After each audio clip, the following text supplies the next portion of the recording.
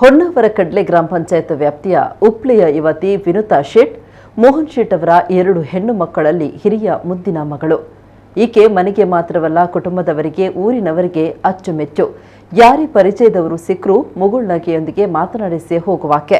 ಮಂಗಳೂರಲ್ಲಿ ಬಿಇ ಪರೀಕ್ಷೆ ಬರೆದಿದ್ದು ಕೊನೆಯ ಪರೀಕ್ಷೆ ಮುಗಿಸಿ ಮನೆಗೆ ಬರುವವಳಿದ್ದು.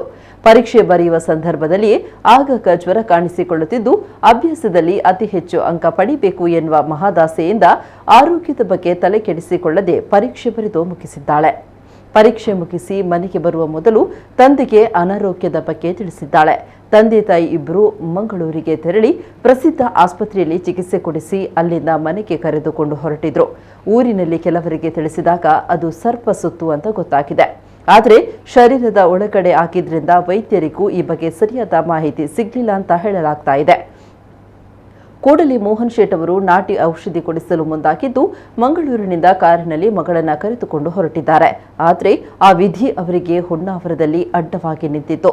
ಹೊನ್ನಾವರ ಪಟ್ಟಣದ ಶರಾವತಿ ಸರ್ಕಲ್ನಲ್ಲಿ ಗ್ಯಾಸ್ ಟ್ಯಾಂಕರ್ ಪಲ್ಟಿಯಾಗಿ ವಾಹನ ಸಂಚಾರ ಸ್ಥಗಿತವಾದ್ದರಿಂದ ಮಗಳಿಗೆ ಸೂಕ್ತ ವೇಳೆಗೆ ಚಿಕಿತ್ಸೆ ಕೊಡಿಸುವುದಕ್ಕೆ ಸಾಧ್ಯವಾಗದೆ ಕೊನೆಯುಸಿಳುತ್ತಿದ್ದಾಳೆ. ಮನೆಯವರ ಆಕ್ರಂದನ ಮುಗಿಲು ಮಿಟ್ಟಿದ್ದು ವಿಧಿಯಾಟಕ್ಕೆ ಮಗಳನ್ನ ಕೈಚೆಲ್ಲಿ ಕೂರುವಂತಾಗಿದೆ.